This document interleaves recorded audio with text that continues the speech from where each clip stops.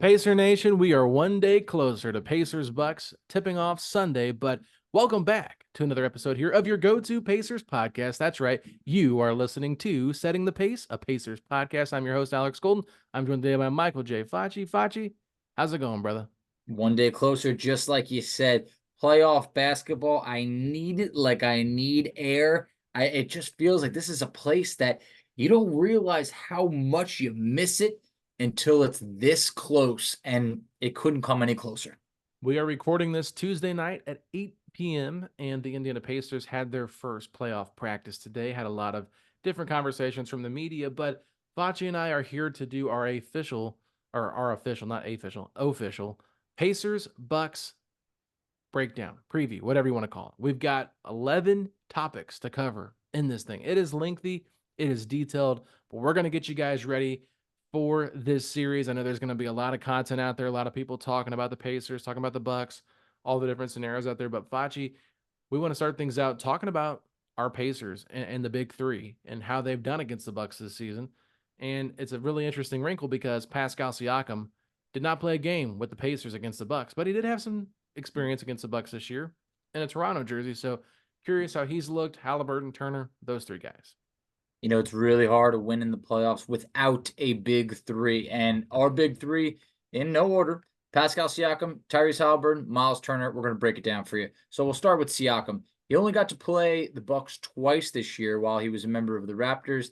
In those two games, he averaged 18.5 points per game on 59% shooting, 50% from three, 6.5 rebounds per game, 6 assists per game. You gotta like that. In one game, he was dominant. He was a plus 22. The other one, the Bucks handily, took care of the Raptors. So wasn't a great performance, but he brought it himself. So I think Siakam, that's a guy that we really have as we have our eyes on Siakam because he's going to be part of a key matchup.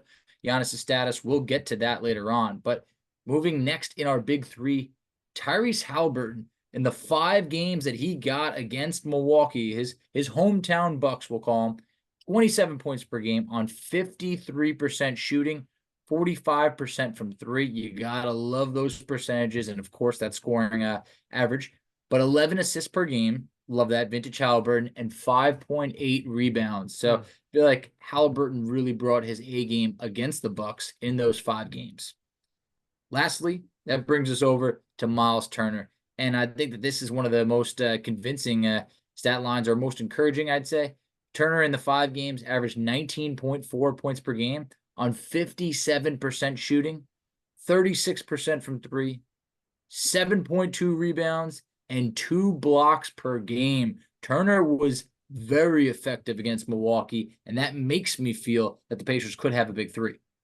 Yeah, I mean, no doubt about it. I think Tyrese Haliburton was a different player back then. This is before the injury, vintage. right? And it felt like the first team All NBA Tyrese Haliburton that was getting a lot of love. You know, the MVP buzz that he was getting was a real thing. Like people were chanting MVP They were. inside a Gainbridge Fieldhouse at one point this year for Tyrese Haliburton when he was playing at that level. Now, I will say this: I do respect Indiana fans for not continuing those chants as the season went on because they knew he wasn't playing at an MVP level.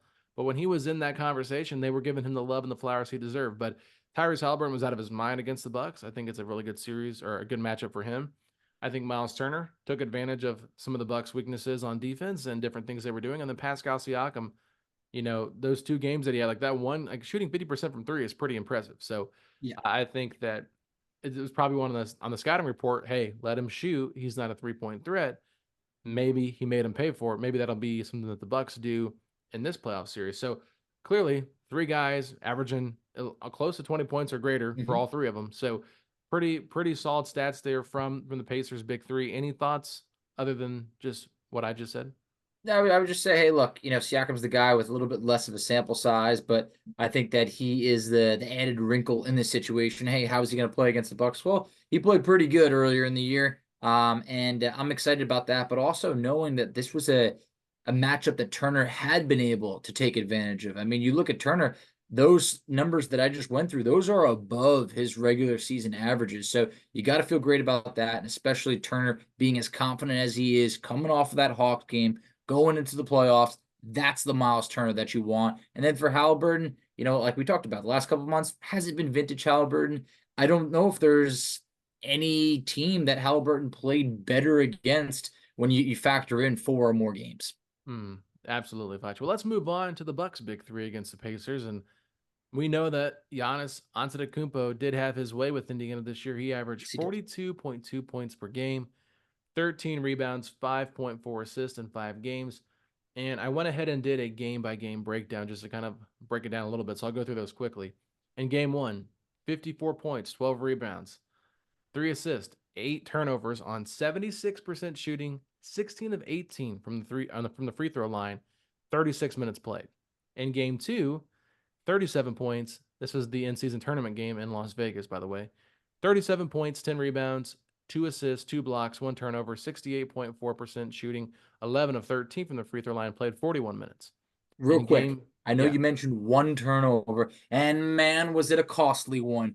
When Mathurin stripped him of that turnover, that was like the difference in the game. So it's just interesting that that was his only turnover. okay, well let's I like that. Let's keep it going. Game three. This was the game ball gate, whatever. Infamous. 64 points for Giannis. 14 rebounds, 3 assists, 4 steals, 1 block, 4 turnovers, 71.4% shooting. But listen to this: 24 of 32 from the free throw line in 37 minutes. Just a crazy, crazy number. Okay. So then you go and you look back at the beginning of the year in January when the Pacers decided to build the wall. I get these numbers are still great. 30 points, 18 rebounds, and 11 assists. A triple double with 2 blocks, 1 steal, and 4 turnovers. But 30 points is the least amount of points he had scored at this point, and he had just scored 64 on you. So I think you live with that. 55% shooting compared to 68 or higher. Only 8 of 11 from the free throw line in 37 minutes. So he got worse. And then it gets even better. 26 points, 11 rebounds, 8 assists, 3 steals, 1 block, 3 turnovers, 61.5% shooting on 9 of 13 free throws in 36 minutes. So his scoring went down each and every game, really after the big 64-point blow up that he had and trying to blow things up. So obviously, Giannis is going to be a problem if he's healthy, Facci. We know that. We'll talk more about his health later on in this podcast, but I think that Giannis clearly had his way. But all these 5 games, like we mentioned, no Pascal Siakam. So it does play a big factor. And the Pacers were pretty small when they were trying to defend him. Right. But when they went big with Jalen Smith at the 4, that's when you saw the numbers go down a little bit. And maybe that could be a little foreshadowing for what's to come. Now, I do want to move over here now to Damian Lillard, Facci, who only played 4 games against the Pacers, did not play in that first game in November. He averaged 20.3 points per game, 5.8 assists, and 5 rebounds a game. Really, if you look at his numbers across the board, nothing really stuck out in terms of great numbers. The best scoring game he had was 24, and that was in the in-season tournament game, 24, 7, and 7. He was 7 of 20 from the field shooting wise, though, so Yeah. not good shooting numbers. He was really bad at half. Remember that? Then he got going there in the third quarter, Yeah. and that was pretty much it. You go to game two when Giannis had the big game. He had 21, 6, and 4. It was very quiet because Giannis was so good. He only shot 25% from 3 in 36 minutes. In game three, the first game in Indianapolis here in January, 13 points, 5 assists, 7 rebounds, 3 of 16 shooting, 18.8% in that game, and then 1 of 9 from 3 in 38 minutes. And then the last game they played, 23 points, 5 assists, 2 rebounds, 3 steals, 2 turnovers, but only 6 of 18 shooting and 2 of 8 from 3. So, 25% again from 3 in 36 minutes. So he did not shoot the ball well. He did have decent scoring numbers, but nothing really sticks out to you saying like, oh, Dame time. It was just whatever. Honestly, overall for the series and those 4 games that he played, he shot 32%. Yeah. That is disgusting. And this is for a guy that, is a really, really good player, but he struggled against the Pacers. And I would like to see what he averaged against other teams because I would like to imagine this was some of his worst showings. So Yeah. very curious to see, how the Pacers defend him this time. You could imagine it's only up from here. Dame is too good to be averaging just 20 points per game on 32% shooting. So I think things will change. But Alex, tell him what Khris Middleton did because he is someone that you said could be an X factor for the Bucks.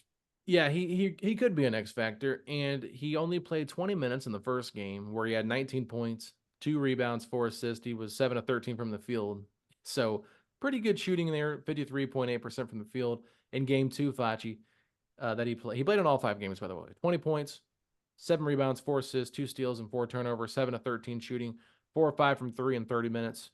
Game 3, 14 points. Not a good showing from him point wise, but I think that was the Giannis big game, so he didn't have to do as much. 14 points, 9 rebounds, 7 assists, 1 steal, 6 of 11 shooting, still really good efficiency. Game 4 was one of his better games. He had 21 points, 3 rebounds, 6 assists, 1 steal, 9 of 13 shooting, so 69% from the field. And then game 5, 19, 6 and 7 with 2 blocks, 4 turnovers, 7 of 13 shooting, and 4 of 7 from 3, so 57% from 3.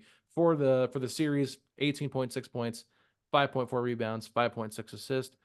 You know what? It's pretty good numbers for a number 3 option on your team.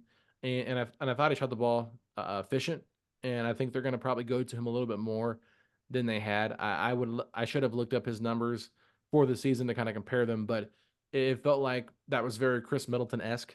Very very average numbers: 18, 5.5, 5.5, like, or 18.5, 5.5, 5.5. Just a really solid player that his numbers don't stand out. They're not like, oh my god, what a great player if you're looking at stats, but I think if you watch him play, you can feel like, okay, he's a smooth criminal. So I do have his stats in front of us. So he averaged 15.1 points per game, 4.7 rebounds, 5.3 assists, shot 49% from the field. So you could see he was actually better Yeah, against the much Pacers. better. I think that Middleton is one of those players that on any given night he could give the Bucks 20 points per game. He's not the same, all-star level Khris Middleton that he was before his, some of the knee injuries that he suffered, but still a very good player that has always been, a really good shooter for his career. He's a 39% 3-point shooter. So at any point, look out. But, I think he's going to be someone that probably takes his game to the next level in this series. Yeah, and I think part of the reason why he had such success against Indiana is because they had so many small guys on him. Yeah. With Neesmith guarding him now, could that maybe muck things up a little bit? Does that make it more difficult? Still, I think he's bigger than Neesmith overall with his build. I think he's around 6'8", if I'm not mistaken. So, Neesmith will have his hands full, being about 2 or 3 inches shorter than him. But I think that also plays a factor because at times you had Buddy Hield out there on him, you had Bruce Brown on him, and those guys, especially Bruce, could like play decent defense, but he's just so short you can shoot right over him. So I think that having more size in the starting lineup is going to make that more challenging for him. Yeah, I definitely agree. I think that the Pacers are better suited for the Bucks this time around, and that's what gets you even more excited because it's not that we didn't have success. We had a lot of success against Milwaukee, yet we feel like we're in a better spot. Hey, that's as good as it gets. Yeah. But moving to the next category, we're talking about what about the rest of the starters? We talked about the big 3 on both sides. So the projected starting 5s for both these teams. Look, for Indiana, it's going to look like it's been. We're talking about Tyrese Haliburton, Andrew Nembhard, Aaron Nesmith, Pascal Siakam, and Myles Turner. Nothing's changing there. For the Bucks, they did make some changes recently, and it sounds like they will be making some changes moving forward. At point guard, you got Damian Lillard. Patrick Beverley has recently moved into the starting lineup. You got Khris Middleton. From everything that we've heard about Giannis' status, it doesn't seem that he will be ready for game 1. Something could change. So you imagine Bobby Portis fills in for Giannis if he is unavailable for that game 1. And then at center, Brook Lopez. Yeah, I think that's pretty standard for your projected starting 5. The only one that could be a bit of a wrinkle is, does Pat Bev start? Does Pat Bev stay in the starting lineup? Do they go to Pat Connaughton? Do they go to Malik Beasley? What does Doc Rivers decide to do? Right now, we penciled in Patrick Beverley just because he has been there, and I think defensively they're going to need him next to Damian Lillard. And I think if you look at the matchups, which we have next here, Facci, in terms of looking at these head-to-head matchups, to me, it makes a lot of sense for Tyrese Haliburton and Patrick Beverley to be paired with one another on both sides of the basketball. I think that it's a safe place for Haliburton to be hid defensively because Pat Bev can score in bunches. You can't leave him open for 3, that kind of stuff. But it feels like a very, type. It feels like the right type of player for Haliburton to guard. And then I think with Nembhard and Lillard, those two guarding each other makes a lot of sense because Definitely. Nembhard's probably the least of the Pacers, threats offensively. So you probably hide Lillard on Nembhard a little bit. But I think Nembhard is going to draw that matchup defensively with trying to handle Damian Lillard. So makes sense there. And then just going down the line, we talked about Aaron Nesmith, Khris Middleton. That feels pretty standard. And then Siakam on either Giannis or Portis, and then Myles on Brook Lopez. Now, I talked about it on the last mailbag, or maybe it was 2 mailbags ago, but I did say just to keep an eye on if the Bucks decide to switch that Portis Lopez thing defensively? Do they put Pascal, or do they put Brooke Lopez on Pascal Siakam and Bobby Portis on Myles Turner, just to kind of throw things off there a little bit, disrupt the Pacers pick and pop that they have there with Tyrese and Myles. But I think that there's going to be some interesting ways, because we saw Indiana just abuse Milwaukee's pick and roll coverage all season long. Now they probably are going to change that, knowing how bad Indiana obliterated that and how much space Tyrese Haliburton had to get shots off. I mean, there was times it looked like Haliburton had Brooke Lopez on skates, and doing switches, and I loved every second of it. Yeah, I do think they will make some changes, but I think you were right in terms of the matchups that you discussed. And one of the things that we were wondering about is, like, what's an advantage? What's going to have a bigger impact? Age and experience, or youth and hunger? I think this is a great question because it could go either way. In my opinion, normally I think age and experience has the edge. You can't make up for experience. It's the one thing that you got to be able to go through. This Bucks team is loaded with experience. I mean, Giannis has a Finals MVP and a ring. A lot of these players, I would say, just about everybody, for the most, I would say every player has been to the playoffs before. So that's something that the Pacers can't say. But then also, you look on the other side for the Pacers, they're going to be playing carefree. They're going to be looking to run. And we know Giannis is not healthy. We don't know how many games he's going to miss. You take him out, that is a major advantage for Indiana. And I think that that's something that puts that pressure on Milwaukee to say, how are you going to make up 42 points per game against this Pacers team? So I think that I give the edge to the Pacers in this series. Experience goes a long way. But without Giannis, all of a sudden the edge moves to Indiana. And I think part of the problem too here, Vachi, is that the Bucks just don't have any youth really on this team. A Nope. lot of old guys, and I don't know how good this team will hold up, especially if Giannis is not healthy. Where the Pacers, yes, they are more filled with youth and hunger type of guys, with Halliburton, Neesmith, Obi Toppin, Andrew Nembhard, those kind of players. They still do have some veterans that have played in the playoffs, won a championship at Pascal Siakam, right? Mm-hmm. Myles Turner has been in the playoffs before. TJ McConnell's been in the playoffs before. So Doug McDermott has been in the playoffs. So, they do have guys that have experience, but they also have guys that are young and hungry. So I think it's actually a mixture of both. Where when I'm looking at this Bucks team, I'm trying to think, who are the young guys that are really going to crack the rotation? I mean, are we looking at Andre Jackson Jr. being that guy? Marjon Beauchamp, I guess, Yeah, Beauchamp. Like, I mean, are these guys going to have that significant of an impact? I Probably do not. not think so. Yeah, so I think that the hunger, sometimes when you've done it so many times, like it can get a little exhausting. And there's been some stuff, kind of rumbling out there, like what's going to happen with this Bucks team if they do lose in the first round. We'll talk about that later, but I just think for the Pacers, like you said, kind of a carefree mind when they come into this game. Lots to prove. They haven't proven anything yet. Where the Bucks really are trying to prove to everybody that the Pacers aren't this young and up and coming team that's going to take them down.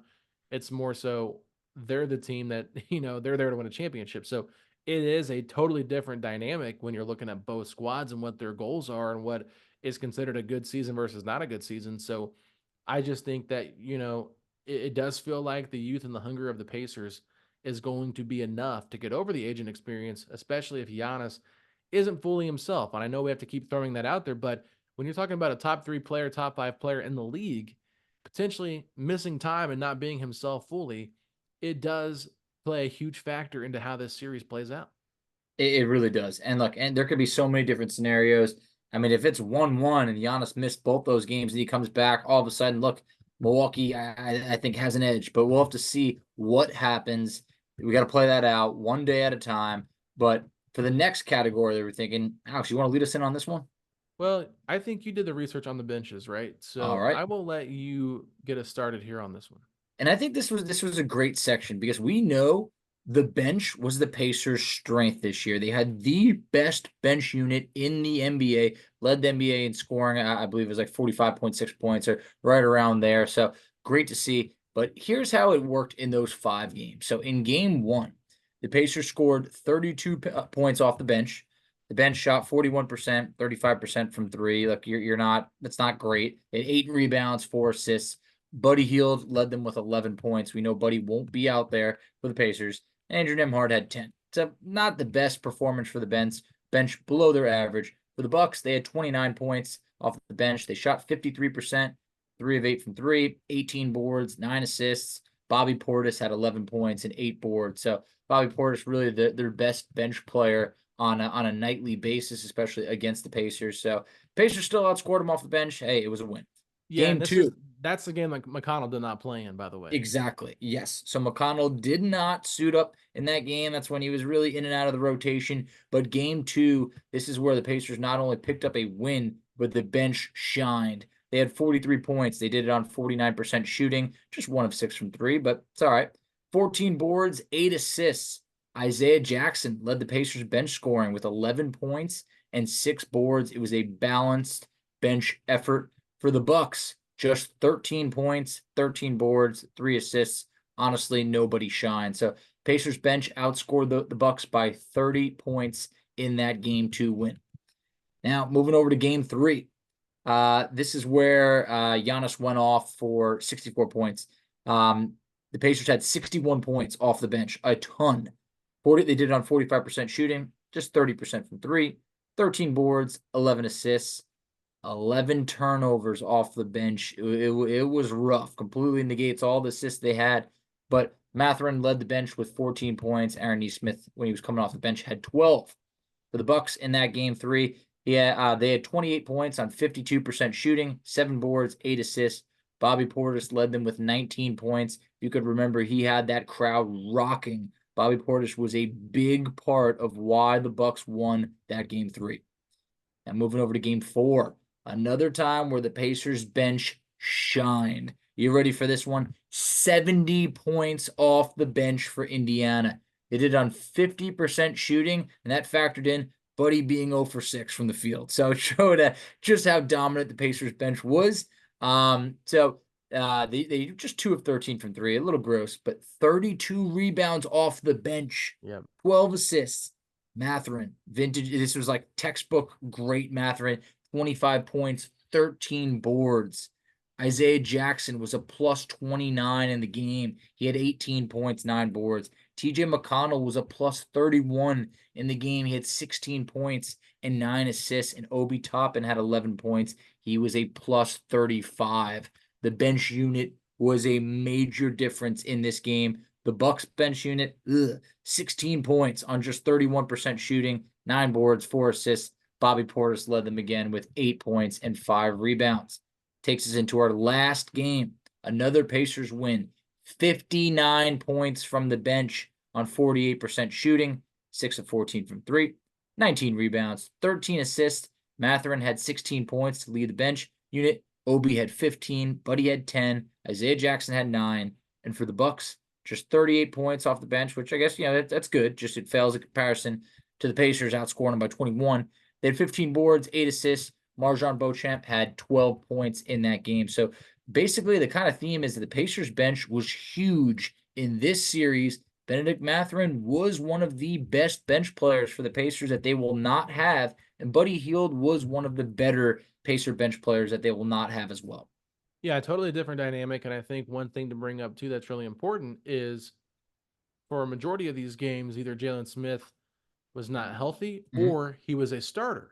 So Isaiah Jackson came off the bench, and Isaiah Jackson did pretty good in that series. And I remember him and Bobby Portis got into it a few different times. So I wouldn't be surprised if Isaiah Jackson gets a little bit more of a chance here with that second unit, especially early on if Jalen's not playing to the level that he needs to play at. So I think that that's one thing to keep an eye on because Obi Toppin had kind of gone back to the bench at this point, the last 2 games at least. So you had Obi off the bench, you had McConnell off the bench, and you would have had Isaiah Jackson off the bench. So 3 of your 5 guys that would have been out there with that bench unit would have been there playing. So they had success against Milwaukee. Clearly, if you listen to the numbers, like it was just a bloodbath there by the Pacers on the bench, outscoring them. And I think one thing too, while you were talking, I just kept thinking, okay, Bobby Portis is their leading scorer for all these points. If Bobby Portis is starting, they're going to not get really much out of their bench at all. Nope. They're going to be in trouble because I really do think that when the Pacers, when you have to have, Bobby Portis come out or Brook Lopez, like what's going to happen? Where is the scoring going to come from? And I think the Bucks have a big problem in that situation because the Pacers' depth has really been a major strength all season long. Even when you factor in that Benedict Mathurin and Buddy Hield will not be out there for the Pacers, you still feel good about this Pacers bench. And I think that is going to do this team wonders in the playoffs when everybody's still shortening up that rotation and they need a little bit of a break. Pacers really aren't skipping a beat. Absolutely, Pachi. Are you ready to move on to our next I am. topic? Let's do it. So this is miscellaneous stats that I wanted to bring up because I wanted to kind of get a head-to-head comparison of what these teams look like in this 5-game series. I know the Pacers won 4 games to 1, but it's actually a little bit closer than you realize. In this series, we had some really close games. There was a blowout here and there, but I'm just telling you, you're going to want to listen to these numbers. So for the offensive rating for the Pacers, it was 122.0. For the Bucks, it was 118.3. Flip those around for defensive ratings, and that gives the Pacers a positive 3.6 net rating and the Bucks a negative 3.6 net rating. So points per game for the Pacers in this series together as a team was 128.8 points per game. They shot 48.2% from the field, and listen to this, just 30.5% from three in those 5 games. The fact that they went 4-1 in those games where they shot 30.5% on average is pretty impressive. Yeah, 29.8 free throw attempts for the Pacers, which I thought was interesting. that They is had 46.4 total rebounds, 12.2 offensively, 34.2 defensively, 28.8 assists a game, Facci, from amazing. the Pacers. 11.8 turnovers in these games, 7.2 steals, 6 blocks a game. They committed 25.8 fouls per game, but they were able to draw 22.2 in the game. So, that might be free. I think it's fouls, but it might be free throws. I don't know. That's just what the stats are from NBA.com. And then going to the Bucks, I said the Pacers averaged 128.8 points per game. The Bucks were 125.2 points per game. 49% from the field. The Bucks shot 31.7% from three, so they shot better from three than Indiana. And they averaged 32 free throw attempts to the Pacers, 29.8. Their rebounding, they were not as good offensively rebounding the basketball. They only had 9.4 offensive rebounds compared to the Pacers' 12.2. So Indiana was getting 3 more offensive rebounds per game. The defensive Big. rebounds were the exact same. I thought it was very interesting. 43.6 total rebounds for the Bucks in the series. 25 assists though per game for the Bucks against the Pacers. So they did a good job passing the ball and getting some good looks there. 13.2 turnovers a game, 5.4 steals, 6.8 blocks, and the fouls were 22.2 and 25.8 drawn. So that is the same thing there, just flipped. Now, let's get into the fast break points, Facci. This is where I thought it was really interesting. In game 1, the Pacers won the fast break points 14-12. In game 2, Indiana won 11-7. In game 3, Milwaukee won 27-19. In game 4, Indiana won 16-8, and in game 5, Indiana won 21-17. Every team that won the fast break points, they won the game. Now, points in the paint scoring. It was very close, but there were some lopsided games here. In game 1, the Bucks dominated Indiana in the paint, 60-40. In game 2, Indiana got dug back into that hole a little bit. They outscored the Bucks 72-60 in the paint. But then Milwaukee, they outscored Indiana 70-56 in game 3. But Indiana in the last 2 games, they dominated Milwaukee in the paint. They outscored them 64-50 and then 64-60 in the final game. So I thought those were pretty interesting things to look at since you already just talked about the bench points, bringing up points in the paint, fast break points. Those are always, big things people look at. And I felt like the Pacers, the fast break points weren't as gaudy as you might think they would be based on how much they ran. But that also goes into effect that the Bucks were the second fastest team in the league at that point too.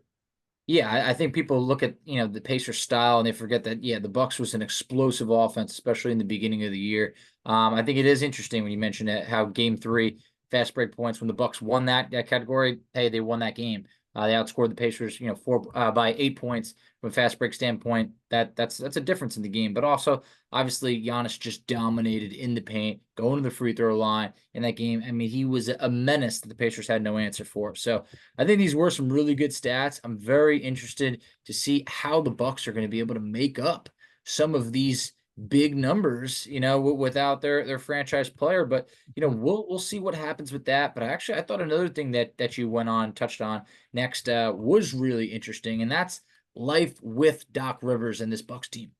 Yeah, so this is the category that I also did as well, Facci. So sorry to take up too much time talking here, but We're we're good. going to talk about the post Adrian Griffin, Doc Rivers era, like what things have looked like. So The Bucks are 17-19 since Doc took over. They were 32-14 with Adrian Griffin. Okay. So what areas did they improve? Well, I think the first one is the locker room lost trust in Griffin, and that doesn't show on a stat sheet. So Nope. that's really big. And a lot of it had to do with their struggles against the Pacers, their inability to make adjustments and kind of figure things out. Like the Indiana Pacers frustrated them so much that going 1-4 against them caused them to really kind of lead that firing of Adrian Griffin. But I do think that Rivers did a good job cleaning up their transition defense, and really that had been a big problem for the Bucks at the beginning of the year. Now, looking at their numbers, it's pretty interesting because they were second, Facci, in offensive rating with Adrian Griffin. They were 19th in defense. It's a big, okay. Yeah. And they were ninth in net rating. So they were 120.4 in offensive rating, just behind the Pacers, who were number one at this point. 116.4 in defensive rating, which is below middle of the pack, and then 4.0 in net rating, which was ninth in the NBA. And that was in 46 games. Now you get a 36 game sample size with Doc Rivers, 113.9 offensive rating. So basically lost 7 points, shaved 7 points off their offensive rating. A lot in the NBA.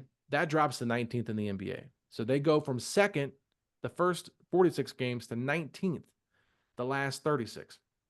They improve from 19th in defense to 15th in defense, which that's a small step, not a big step.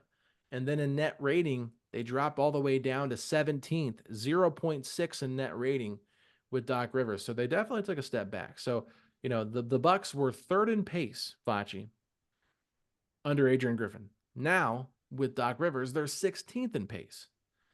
They've changed their style completely. Their identity has completely flipped the last 36 games, and their record reflects that as not being successful. I mean, it is what it is at this point. I know Giannis missed some games, but it's just not been as successful as it had been. So, yes, the Bucks were a worse team based on record with Doc Rivers. They had more of an offensive-minded identity with Griffin. With Rivers, I would say they're more so middle of the pack. They're a team that it's not like they have that lead dog out there mentality like they did with the offense. They at least had an identity offensively. With Milwaukee now, you thought maybe they'd get more defensive minded with Doc Rivers. But even then, like their team's just not good enough to be that good defensively. So while they've sacrificed some offense to get a little bit better defensively, they're still not playing at the same level offensively that they need to really feel like a team that you're going to fear every single night like you normally would when you see Giannis and Dame on the other side of the court.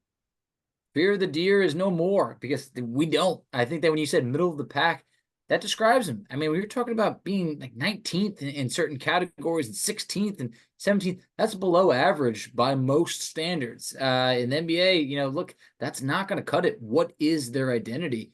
Right now, I just think they don't have one. And I think that, yeah, they slowed it down. Okay, that did help a little bit defensively, but you completely lost what was making you a special team in the beginning of the year. They panicked. I really do think the Pacers, that series kind of did break them a bit. I know you mentioned, hey, the locker room lost trust for Adrian Griffin. I do believe that is a real thing at times where you do have to make a change, but I think that they made that change way too early. And I think that right now they can't afford to make another head coaching change. So all interesting stuff. I mean, 17-19 since Doc took over. That is not what you expect for a team with a guy that has been a multiple time, Giannis is as good as it gets in this league, and you have a lot of talent around him. So no excuse for 17-19. I think that when you mentioned where do they improve, their improvements were not much. I think they took a massive step back. And for that, I'm excited to see, hey, if the Pacers handled them before, what could you do against a slower paced,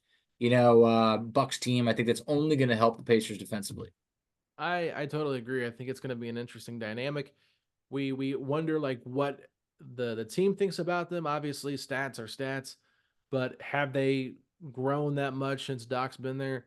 Doesn't seem like it. I think that they have more of a defensive minded mentality still. I mean, adding Patrick Beverley to the mix, I think that's always going to kind of bring that level of intensity up defensively. Just putting him in a lineup compared to a Beauchamp or whoever else was out there, Malik Beasley, guys like that. I think Doc has done a good job in the first round of playoff series too. So we have to give him that knock as like that credit as well. But it's one of those things where I think you're right. If I'm the Bucks owner and I already fired Budenholzer for Adrian Griffin, who Giannis handpicked I don't think I'd fire him 46 games into the season. I think I'd probably ride it out for the year and then make that change in the offseason when it's a little bit more of a smoother transition. Firing a coach middle of the season doesn't usually work out well for anybody. No. And I wish we would have looked this up because I'm just now thinking about it. But how many coaches have you seen really get fired in the middle of a season and then help lead that team to a deep playoff run? I would say that it's probably not very likely. So that means there's a lot of turmoil with these teams. Is there something is there a team you're thinking of? Yeah. The one guy I could say who did it, Ty Lue. Ty Lue True, got true. Yes, he got yes. hired and they won a championship in Cleveland. But that's LeBron James, Or Kyrie was it that Irving, and same a year? very good team. Yeah, it was. How early So was it into the season when they fired Blatt? Do you remember? I think it was actually like right around the All-Star break. Was it really? Okay. Yeah, Well, yeah. Because I remember David Blatt was supposed to coach the Cavs in the All-Star. He was supposed to coach the same East thing that in the happened this All-Star time. game. And he got fired. And it was just like it was the craziest thing. And yeah, Ty Lue ends up, yeah, they go on that run. But they also made a ton of trades Changed. at that Yeah. deadline. They shook that whole team up. But anyway, This hey, team that's has not. yeah, this Bucks team added Patrick Beverly. That's about it. So, one of the other things that I found that's very interesting is, hey, the head coaches in this matchup. It's going to be key. Rick Carlisle versus Doc Rivers. What has it been in the past? And I gotta say, when looking up Rick Carlisle's playoff record, I was a little bit sad to see that he's 63-70. I think everybody always remembers that championship ring, but ever since then, it definitely has been tough. I think that he had his struggles with the Mavs and really being able to get out of the first round. But more specifically, Rick versus Doc. You know, two coaches that feel they only need to be known by one name. And then how does it work over the last 10 years? Look, these coaches have been in the league for a long time. So, you know, I'm sorry I couldn't scroll back forever, but over the last 10 years, Rick Carlisle is 9-23 Ooh. against Doc Rivers. That is not where you want to be. But then when you break it down, more specifically, the playoffs. These coaches have faced off twice in the playoffs, almost about 20 years in between. But the last time they faced off, Rick Carlisle and the Dallas Mavericks lost to the Los Angeles Clippers in round one, 4-2 in the 2019 to 2020 season. And then we're going all the way back to the 2002-2003 season. It was Rick Carlisle and the Detroit Pistons that beat the Orlando Magic in a 7-game series 4-3. The next year, Rick would join the Indiana Pacers as the head coach. Pretty interesting stuff there. You know, Rick Carlisle had some pretty rough teams in Dallas that made the playoffs but could never get out of the first round. And I know that that was kind of like how many years did he go in a row? I mean, is he It, still on a first round losing streak? he is, yeah. So he has not made it out of the first round since that championship run. Yeah, so you're talking 13 years now. He's Yep. not been able to get out of the first round, so that's gonna always weigh heavy on at least 4 losses, and you might have got 1 win, 2 wins, 3 wins, but still you're getting more losses than wins. So that definitely does kind of tip the scale a little bit there for that overall playoff record. But you know, I think that Doc Rivers and Rick Carlisle have both shown their hand in terms of things they could do better, things they could do worse. And I know you have some pros and cons here for both of them. So before I take any of those, I want you to go ahead and share what you have Yeah, for your pros sure and thing. cons. Look, these are both top-notch coaches. They are. Both coaches have a championship ring and a ton of experience. That's obviously a pro, but more specifically for a guy like Rick Carlisle, offensive guru. Carlisle has had some teams that, you know, even before we came over to the Pacers, the Dallas Mavericks at one point were labeled as one of the highest offensive ratings of all time. Now you look at what he just did with the Indiana Pacers. They just had the best offense that the NBA has seen since like 1984 or 1985 season in many different categories. Whether it was points, whether it was assists, whether it's, you know, there were so many different categories that the NBA has not seen in our lifetime. And actually, when you look at it, about 40 years. So I think that says a lot. Another pro is Rick gives his players freedom to execute their own plays. I think that is something that for a guy like Tyrese Haliburton, it's nice to be able to let Haliburton be Haliburton. But also, I got to say, one of the cons is that Rick's not really calling many plays at all. And I think at times you wish that he might call a timeout, especially towards the end of the game, and be like, hey, you know what? Let's set something up. He's very commonly this year let his players play, and the Pacers have not hit a lot of game winners as a result. I think there's been times you wish they took a timeout.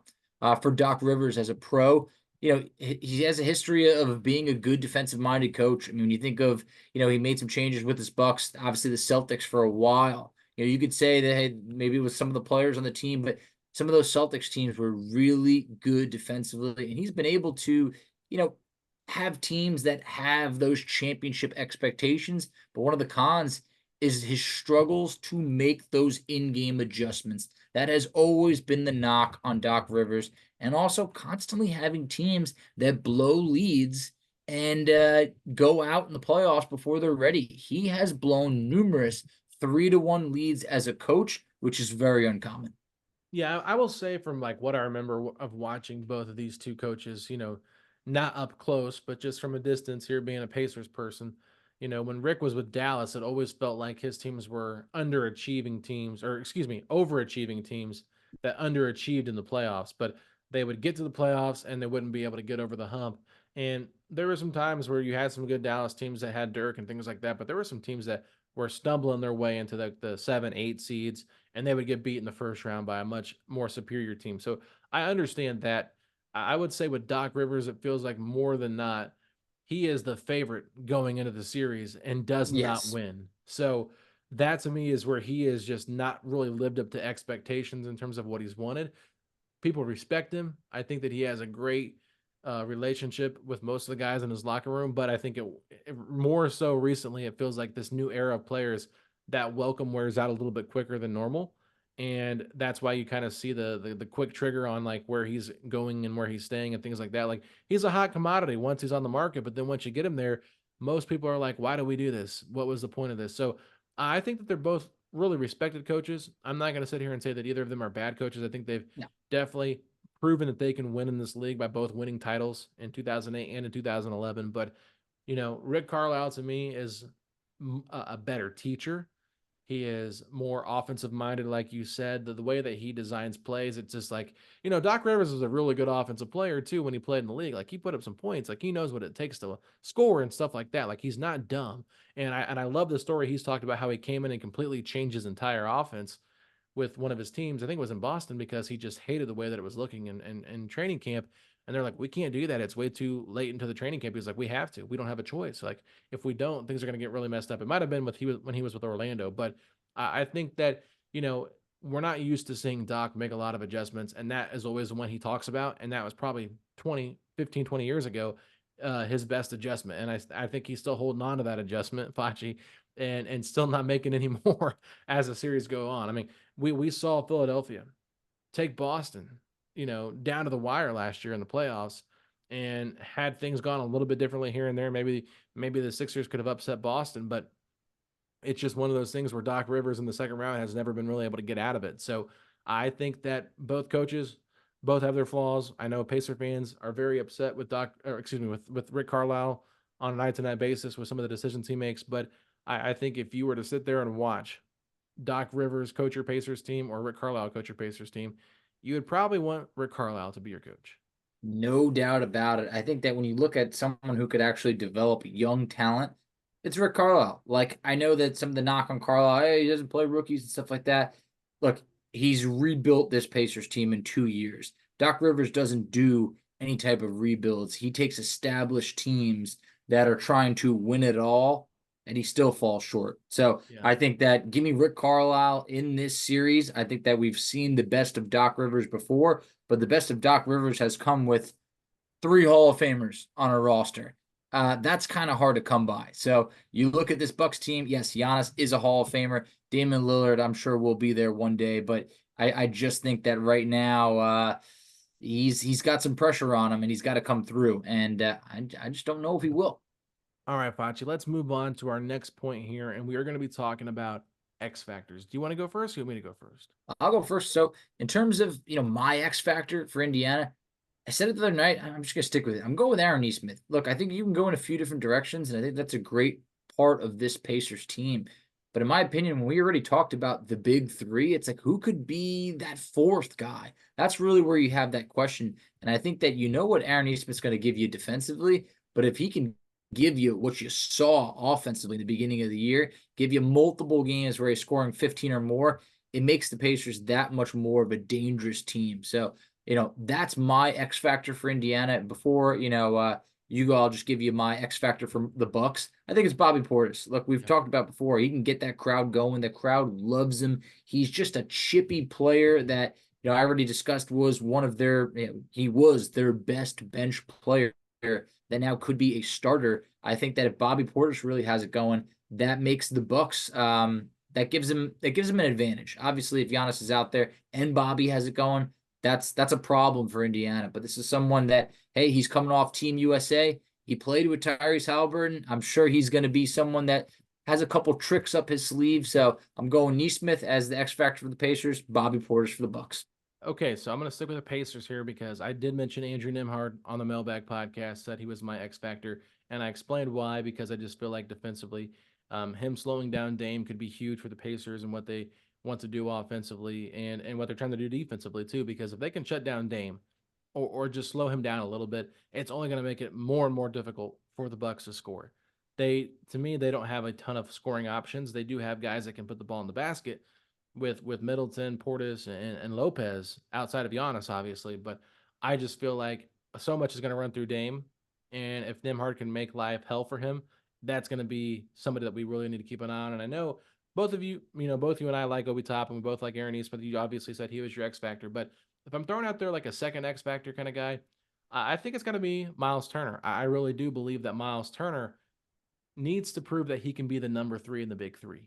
That's going to be huge for him, because I don't want to see a scenario where Brook Lopez is putting up similar numbers or outplaying Myles Turner in this series. Myles Turner has to be better than Brook Lopez, No hands doubt. down, in this series. And to be frank, he has to be better than Bobby Portis. He cannot allow Bobby Portis to have more of an impact than him. And Bobby Portis is my X factor from Milwaukee as well, Fletcher, because if you look at the last 9 games, he's scored in double digits the last 8 of them. Dropped 30 points, 9 rebounds, and 5 steals on the Magic earlier last week. He had 24 points against the Knicks. He had 17, 10, and 2 blocks in their season finale against Orlando. So I know Bobby Portis has been there. He's done that before. He's been with Team USA before. He's played at all the highest levels of basketball. Same draft class as Myles Turner as well. Mm-hmm. Started out in Chicago, not afraid to punch his own teammate in the face. Nope. Somebody that has that dog in him. And I think he could be an X factor. But if I'm going to throw a secondary X factor out there, I thought about Brook Lopez just because I feel like if he's hitting from 3, that can be deadly. But I think Patrick Beverley is someone you got to keep an eye on. Pat Bev can really muck things up, and we know how aggressive he can be. Is he going to be overly aggressive to the point where he tries hurting somebody again, like we've seen him do previously, where he tries to undercut somebody as they're running fast? It would not surprise me if he does that, just because Patrick Beverley is a dirty player. And, we respect Patrick Beverley and the dog that he has in him, but I don't respect when he makes dirty plays on players, regardless of who it is, whether it's the team I'm cheering for or not. But I just think that that's something to really keep an eye on there. And that could be an X factor, because if he somehow gets in the head of one of these young guys, does it really rattle them? Does he hurt somebody? Does that mess the Pacers up? I just kind of wonder, like, they can't let Patrick Beverley be that, that disruptor that gets in there and causes them to lose a game because he just acts a fool. I think Pat Beverley is the guy that you never realize his value until it's already happened. We will know if Tyrese Haliburton is struggling. That means that Pat Beverley is playing very valuable minutes for that Milwaukee Bucks team. So, yeah, I think that for Turner, I want to say, and it sounds weird to say this, but he's got to be a top 5 player in this series. And I know that sounds on paper, completely reasonable. But if you have Haliburton and Siakam, which you imagine are probably playing better than Turner, just because they're going to be a little bit more involved, and then you have Dame, and then you have, Giannis, depending on how many games he plays, Turner's got to be the 5th player in that series. You're going to have Khris Middleton that could very well be in that top 5 as well. And then that next spot either goes to a Myles Turner or Brook Lopez or anything of the sort. Brook Lopez, look, he's a player that was, just a couple years ago runner-up for Defensive Player of the Year. I mean, he still got it. He's been around for quite some time. So remember, he was in the same draft class as Roy Hibbert.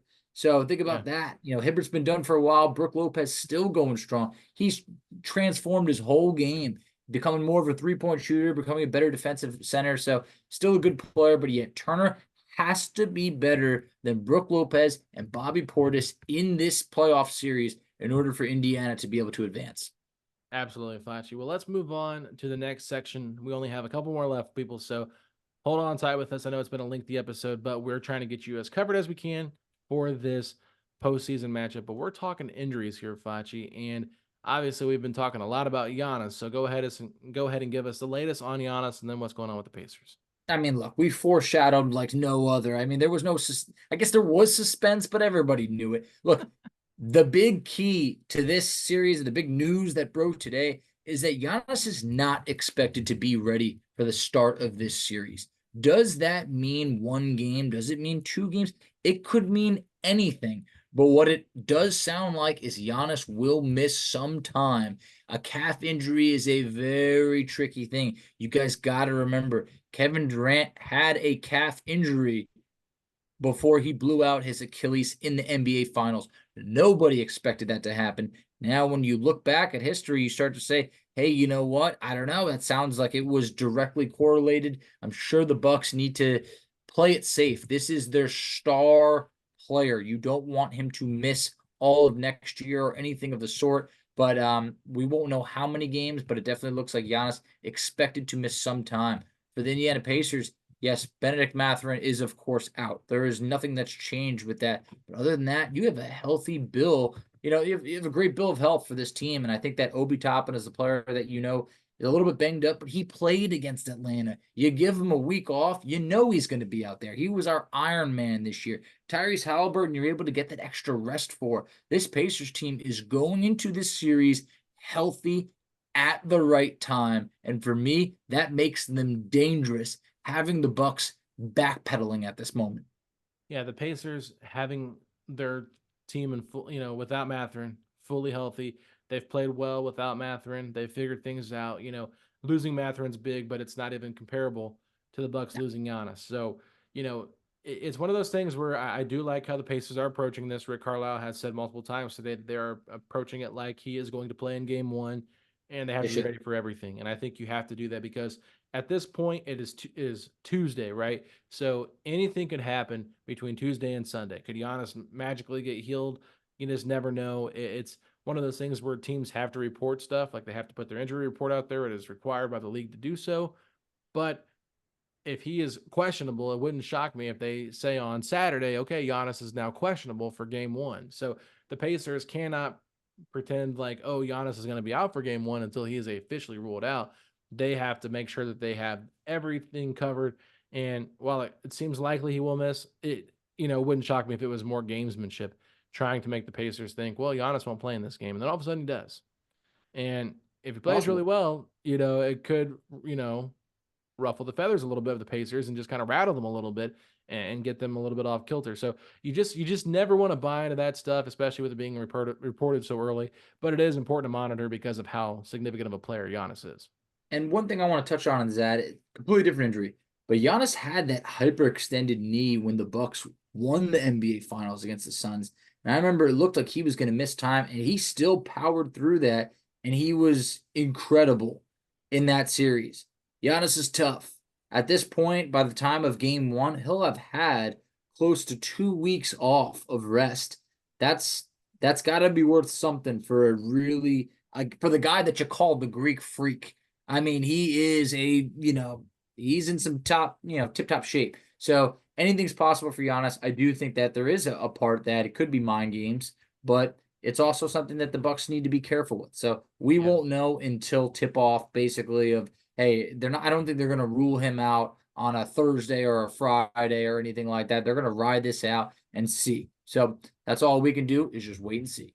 Absolutely, Ponch. Well, let's move on here to one of our last topics here, and is what are the experts saying about this series? So I've gone through, watched a few different YouTube clips to hear what people are saying about this. Obviously, did not get everybody's opinions, but Facci, how about you go ahead and read the first one, and I'll read the second. We'll just go back and forth, kind of sharing these quotes. All right, Stephen A. Smith, a guy that is always good for an opinion. You're missing two before that. Okay, all right. So I was going to read the one that I had put together. Let's see. In terms of quotes of what people are saying, so here's what we got. I'm picking the Pacers to win the series. Even if Giannis is healthy, the Pacers' speed and pace is a problem. The Bucks are big, but they're slow. They don't have any lockdown defenders. I've got Indiana. That's Chris Broussard. Now, Chris Broussard did live in Indiana at one point, so he mentioned that on that clip. And I'm just going to piggyback off that because Nick Wright is who he does the show with, and he said it's hard to fathom Giannis missing time and the Bucks winning. Giannis is putting up a 42-13-5 on 67.6% shooting, and they've only won once. This is not that same Pacers team that ran them out of the gym. I think the bracket broke good for the Bucks. If the Bucks are to face any team without Giannis, the Pacers are the easiest opponent. It's a big Damian Lillard moment, a la what Brunson did for Dallas when Luka was out last year. That was Nick Wright.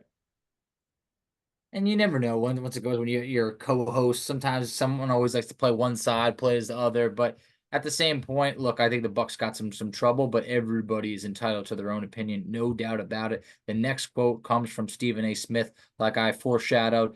And he said, Damian Lillard is not happy in Milwaukee. If they lose to the Pacers in the first round, they need to blow it up. And he said that he's picking Indiana. Did you have more from Stephen A that you previously put? I Go ahead and did. share that too. I mean, I forgot to copy yours over with my notes too. So No worries. So he sorry said, there. with or without Giannis, Indiana is winning this series against Milwaukee. He did then go into talk about how, Dame seems to be, a little bit, not, the happiest, and they could make some changes. They could blow it up. But hey, Stephen A. Smith picking the Pacers, you got to love that. Yeah, it's really interesting to hear Stephen A pick the Pacers. I'm not gonna lie, but we'll keep That's it how moving I here. This feel. I never heard so many people on our side. I kind of don't like it. I yeah, mentioned that before, but you got to like when they talk about us. it's a weird place to be. Now, this one, I think it's trickled around social media a little bit, but I'll go ahead and read the full quote. With a fully healthy Giannis, Indiana has a good chance to win that series. With a limited Giannis, I think it's likely they beat Milwaukee. People haven't watched a lot of Indiana since they got all that hype in the in-season tournament. Indiana is a good team. They're a very difficult team to defend. This is a team that is very dangerous. One of the things that the Bucks struggle with, because they play two bigger guys most of the time, they really struggle getting back and guarding this team in transition. The pace with Indiana is everything. It's a nightmare scenario for Milwaukee defensively. Significantly different at the point of attack defensively with not having Drew now. That's why I think Indiana is very dangerous. If Giannis is fully healthy and looks good game one, Indiana has a legitimate shot to win it. If he is limited in any way, I'll pick Indiana to win it. That was Tim Legler on ESPN. Hey, love me some legs, and in specific, we're talking about Tim Legler. But great. Hey, awesome. I always respect his Legs. opinion in the league. Yeah, legs. It's a great nickname, but always respect his opinion. But another quote that we had from Brian Windhorst said, Giannis averaged 42 points against the Pacers this year, but that was before Pascal Siakam.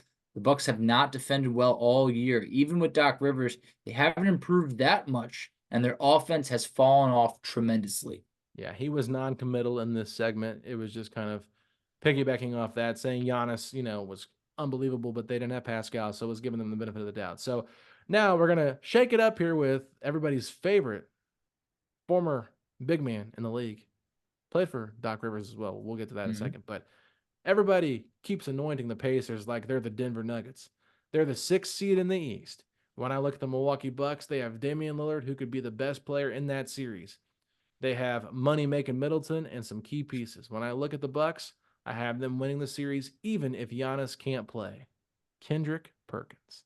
Money-making Middleton doesn't sound like the best description for it. It sounds like a guy who's overpaid at this point. So interesting stuff. Kendrick Perkins, whether you hate I him or think you love meant him, money-making, shot-making Middleton. yeah. I mean, yeah, exactly. However you want to look at it. But next quote we have, this is from a name that'll be pretty interesting. We'll hear after, but I'll give the quote first.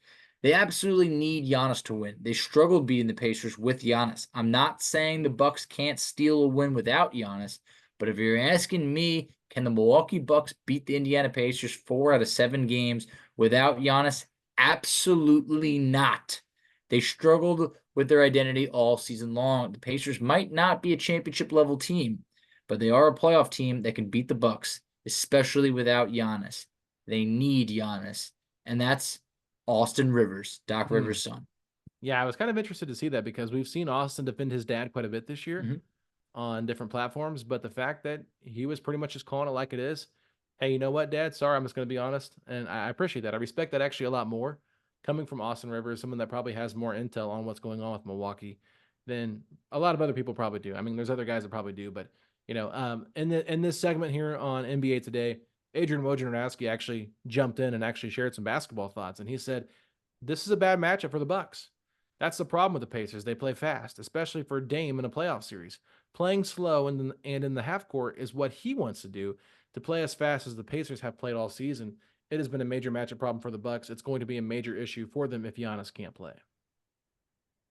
Yeah, hey, look, you got to respect Woj, obviously as connected as it gets, but I think these have been some good quotes. And for the last one, here's a basketball mind that I think you just got to respect, whether you like him as a player or you just got to respect his takes. I think Draymond Green said, "Uncertain on the status of Giannis. We've seen Giannis come back like He-Man. I expect him to come back, although Cavs can be tricky. How much will the Bucks ownership hold Giannis back if he isn't fully healthy? This team has not been that good all year compared to the standard they expected to be. They've struggled with the Pacers all season long. This is a different game than the regular season. The Pacers haven't played much defense all year. You have to defend in the playoffs, and the Pacers have made a living outscoring teams. Defending in the half court will be problematic for the Pacers as they've tried to make it a track meet all season long. The X factor for the Pacers is Pascal Siakam. I have the Bucks winning this series with or without Giannis.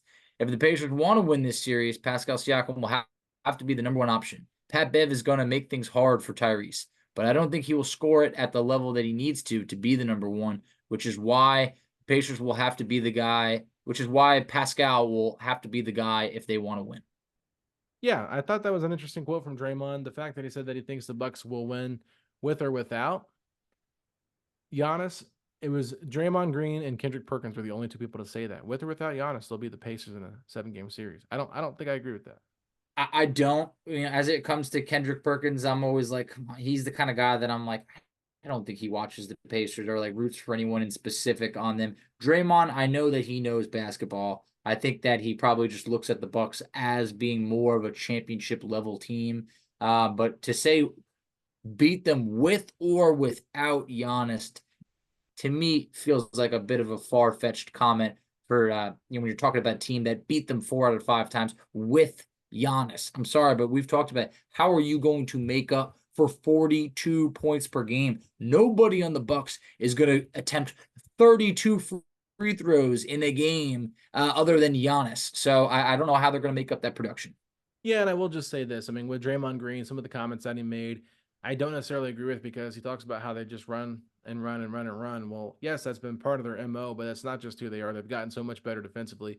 I mean, we've talked about that with a lot of different people. They kind of just have that, they have that image of the Pacers just being fast and not doing anything else in their head.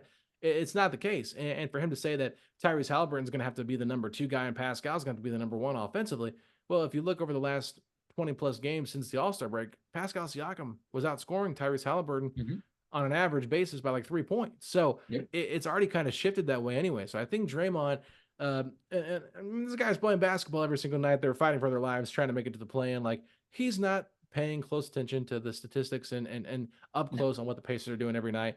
He played against the Pacers. He saw how fast they played, and I'm sure he probably felt the same way. But this is a totally different team than who Draymond saw in Indianapolis. This is a totally different team than who they were at the in-season tournament. And I think that Tyrese Haliburton, I think that Pat Beverly thing, like, that's one reason why I brought it up, is just because I think it's going to be interesting. And, he did say that, and I didn't put every part of that quote in there too because it was just really lengthy. But Draymond did talk about how he thinks that, Tyrese will be able to handle Pat Bev defensively. Like, he's not going to bother him that much. Like, he'll have an impact, but not to the point where he just takes him out of the game or the series. And he thinks that Tyrese is a very mature point guard that can handle it. But he just thinks that if he's the number 1 option versus Pascal, it's going to be problematic. And I don't think that that's going to be the case necessarily. I just don't think that the Pacers are relying on Haliburton to score 30 points per game. You and I have talked about, if he could be 20 points per game, 22, Pacers should be just fine. Yeah. And I think that is, even with Pat Beverly, disrupting him, I still do think that, Haliburton can get to that, 22 points per game mark. So I do think that, you want Pascal Siakam to be the guy that's leading the Pacers in scoring. So that's what you hope for. That's what you want. That should be the game plan. Yeah, for sure, Facci. So let's kind of close things out here with our final thoughts. What are you thinking? Final thoughts for this series? the fact that Giannis is expected to miss time. I honestly, I felt that if Giannis played every game, I thought this could be definitely a 6 to 7 game series. Yeah, I mean, look, I would say, all right, Milwaukee, you would imagine that they would be the favorite. If Giannis is to miss even one game, that changes my whole opinion on this series. And I'm going to Indiana. I think that if Giannis misses game one and the Pacers steal it, and they have an opportunity to, even go to Indiana being 1-1, I think that in my opinion favors the Indiana Pacers. I think that the Bucks already struggled against us. We are not the matchup that fits their style of play, and I do think that you're getting a rested, healthy, fired up, and hungry Pacers team. I think the Pacers win this series. I think they win it in 6 games. And to me, I didn't think I'd be saying that at any point, but I'm saying it right now. Yeah, I don't like when I agree with you because it just feels weird to do that. But I'm feeling Pacers in 6 myself, and I thought early on, I think the Bucks probably win this in 7, especially if Yeah. Giannis only misses one game. I can see that happening still.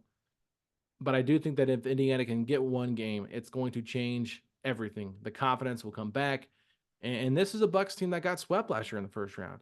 If Damian Lillard is truly unhappy in Milwaukee, if Giannis is not fully healthy, can the Pacers take advantage of it? And I think they can. I think they've gotten better enough defensively, and I think Doc Rivers will get out coached by Rick Carlisle. I think there's a lot of different factors here that favor the Pacers. The one matchup that I do think is really interesting too is the point guard matchup, the one-on-one matchup between Dame and Tyrese. Like, who's going to be the better point guard on the floor?